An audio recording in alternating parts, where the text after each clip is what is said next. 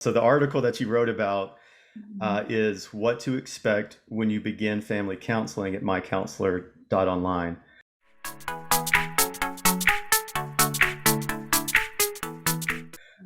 Let's dive into it. What inspired you to write this article? Yeah. I think what really inspired me is I wanted to remove all barriers from people to call in. My family, Mm, the family therapy at My Counselor Online looks a little bit more specific. The way that we really approach it is evidence based, is neuroscience driven, and is focused on attachment.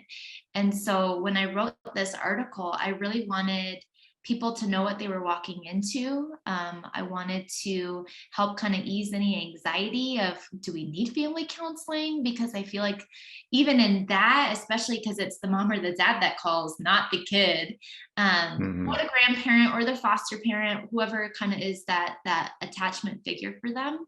I wanted to kind of take away the shame of it, that this is okay, that for us to do this is a good thing. And we don't have to wait until it's worse, but we can kind of call in. And so I even write in the article, if you're reading it, you probably need family counseling, but not in a shameful way, but in a way I say it like, I want to join your village. I want to join the community to help you become the best parent you want to be. Why wouldn't you do that? Yeah, And how I feel is I'm not your kid's mom, you are. And so I want you to really be able to step into that place and own the authority Christ has given you. And hmm so this is repetitive, but removing those barriers, removing that shame, that anxiety, that worry, and really know like, I'm not going to blame you. I might have you own take accountability of what you've done wrong, but it's in that sense of God's grace, not shame or guilt. that's so good. And I appreciate you saying, if you're asking or reading the article, you probably need therapy because I was just thinking that. And it's again, it's not in a shameful way, but a lot Yes. of times if we're asking those questions, it's a good indicator that, like you said, it's you're Yep. you're inviting yourself into a good village of people. So Yes. that's really good. Yep. So talk specifically, like who did you have in mind when you're writing this article? Who's this article written for? And I know you've already kind of touched base a little bit on that, but Mhm. maybe dive into it a little bit more. Yeah, I think when I think about family therapy and the population that can serve, I write in the article like kind of a blast of here's everything we can kind of address in Hmm. family therapy. But I really like this is an intervention. This is a way of doing therapy, and what the hmm presenting issue, what you're bringing to us, is what we'll address.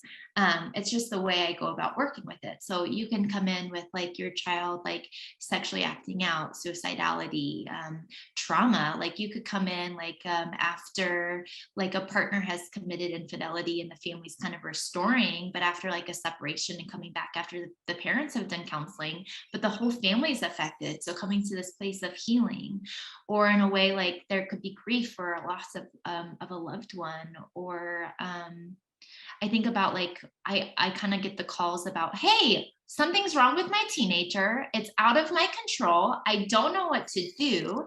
Can you fix them for me?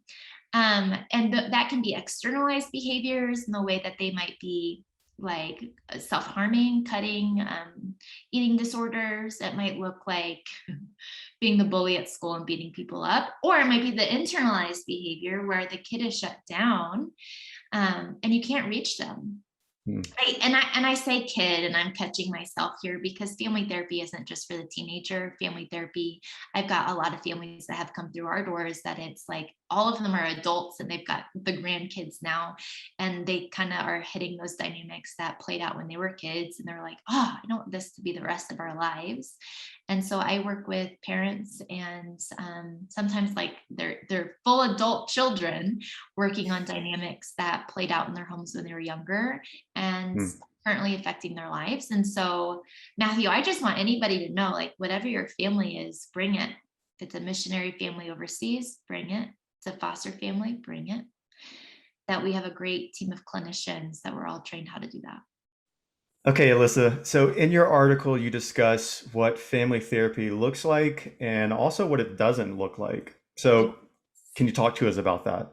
Yes. Beautiful. I'm so glad you asked that question, Matthew. I want to address kind of what it doesn't look like. Family therapy doesn't just look like me working with your teenager. I want everyone to hear my heart with that is when you call in, of course, I'll work with your teenager, but I need you. I need the guardian. I need the loved one involved. I'm the expert in intervention, of the theory of how to work with them. And we're good at it. We're good at working with teenagers, but nothing replaces the love of a mom. And so family therapy doesn't look like me just working with your teenager. Unfortunately, I think that's what a lot of people want for family therapy because they can kind of come in and be intimidated, like everything I'm doing isn't working, it's above my head, I don't know what to do. And that's what family therapy does look like is I'm not going to be a coach, I'm not going to be a teacher, I'm not going to be a parent. I'm going to sit here and kind of track your guys' cycle. Family therapy really looks like got a shut down kid over here who won't talk to mom and dad, who won't allow them to access him. And let's say like it might be I'm thinking like a suicidal ideation, like that kid is really struggling with depression and is struggling with suicidal thoughts. And mom and dad don't know what to do. And so in those spaces, I really need to engage mom and dad and help them realize like what's inside of their heart that is blocking them from really taking care of their kid, because we all have this, Matthew. Every single parent on the face of the earth is going to have some kind of block in their own heart. Amen. Right? I know it, for me, my blocks is my family history. Right? When my kid needs something and I'm like really struggling, I have to check myself and be like, why am I not engaging with my son right now? And I have to go to that place and check my heart.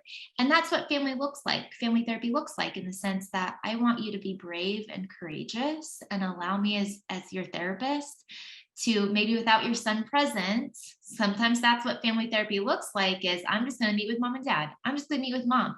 I'm just going to meet with grandma. I'm just going to meet with the kid. And it's a variety of different sessions because I'm trying to find the block. I'm trying to like create this flow of their son who's struggling to be able to reach for help and be able to say, help me, help me, help me. And oftentimes, like a lot of mental health is actually healed. It's co-regulated is kind of what neuroscience looks like. And God says it to Adam at the very beginning, man is not supposed to be alone. And the original text of that means is mankind. God literally says to Adam, you need Eve. And Eve needs you. Your son needs you as a mom. And as a mom, like it's part of our hearts as fathers, it's part of our hearts that we want to be image bearers. We want our kids to grow up and be like, we want to invest into them. So it's removing the blocks of that flow. So I'm going to get real in your business. So you mentioned something a while ago about fixing. Yeah. What is your role in that? Because I think sometimes people think that if they go to therapy or if they come see their pastor, you know, I am going to fix their problem. What is that? You know, when I go into therapy, what should I expect? Yeah, a partnership. That when it comes to fixing, I think so many people like in our current culture want the quick fix. They want the self-help book. They want to do the 10 steps and they're better. But it kind of goes back to what I was saying about Adam. Like it's that sense of you need me to really like embody the love of Christ and believe in you and be able to call you out on your stuff when it's getting in the way, but in a way that says, hey, Matthew, this doesn't really feel like the man that you want to be. Could we talk about that? Like whatever that is. And the process is actually empowering you to be able to fix your own problems. I want the solution, the fix, the solution to come from your heart, your mind. I don't live in your life. You do. So you don't really learn anything if I just say, yeah, call your mother, tell her X, Y, and Z, and come and tell me how it goes, and then we'll make a new game plan. Right? I want you to come up with those solutions. And oftentimes we can only come to those solutions when we feel the freedom to be ourselves. And there's value in that. Yeah. I could That's answer really that. good. Yeah. No, thank you for answering that. What's a final piece of advice that you would give to a family, maybe listening or watching Yeah. this episode right now? Yeah. I think my final piece of advice would be just to call, that there's no Hmm. harm in a first, second, third session to just try it, because all of us, I think, want to be better. And I don't know why we wouldn't do that for ourselves, for our kids, for our families.